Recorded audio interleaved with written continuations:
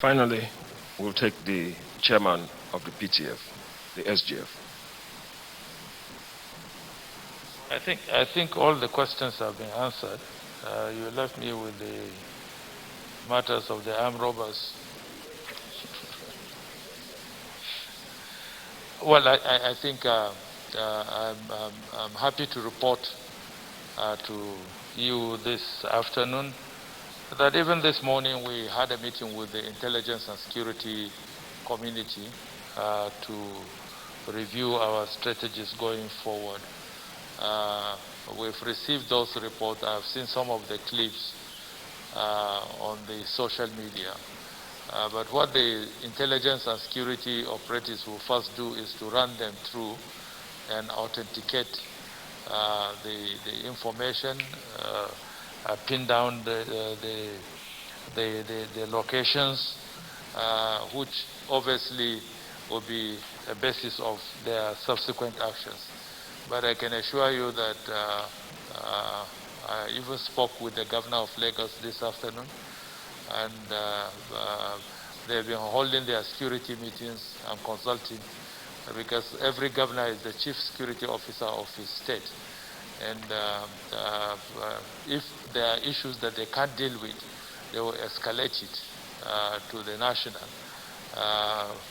We know that traditionally there are some flashpoints in every state, and I believe that the law enforcement agencies have mapped out those flashpoints for decisive action. But let me assure Nigerians that it is the responsibility of government to cater for their welfare and for their security and safety, and we will not in any way abdicate that responsibility.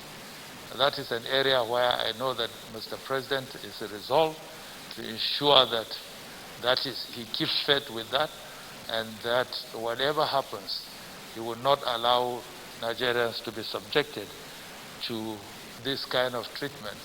We are in a difficult moment, fighting an enemy that is unseen, that is reckless, that is vicious in its spread, and in its attack on our wealth and our health. I think Nigerians would not want another seen enemy wanting to intrude into their affairs. So I believe that we will be decisive in dealing with these situations as they arise in the different states, based on the security prescriptions of those areas and also the analysis that will be conducted by the security and law enforcement agencies. Correspondent action will be put in place.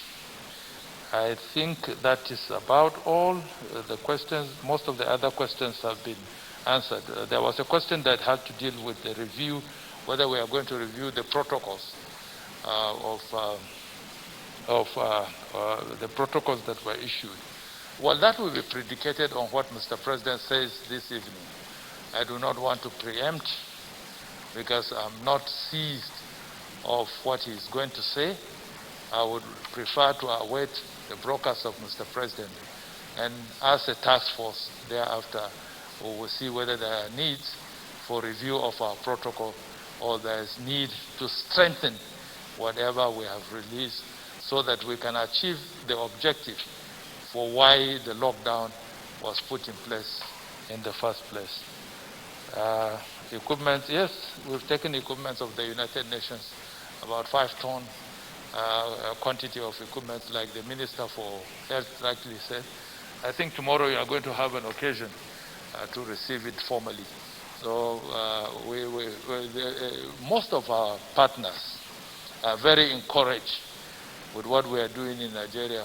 And when they make commitments, they will want to fulfill those commitments to assist us, knowing fully well that we have a population of about 200 million people, and everything must be done to safeguard this population, because an explosion of even this pandemic in Nigeria would definitely affect most of the countries on the continent of Africa. So there is keen interest to ensure that we do everything humanly possible to flatten the curve, to identify the people, trace the contacts, test them, take them into isolation, and manage them through proper care.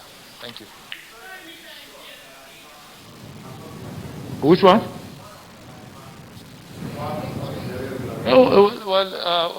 I wouldn't know about that, but I believe that we have sufficient burial grounds scattered all over the city of Abuja.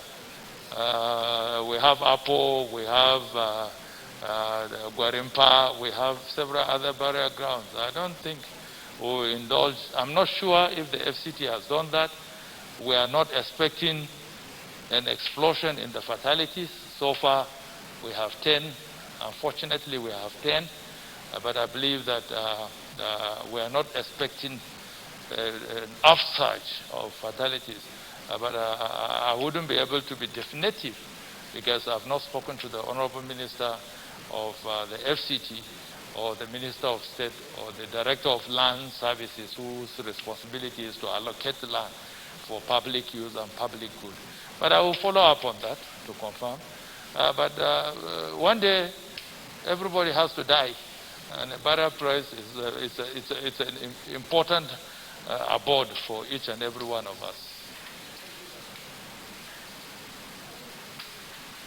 Thank you very much. That brings us to the end of today's national briefing.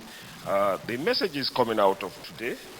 Please remain calm, maintain personal hygiene, observe physical distancing, stay at home, protect your elderly ones.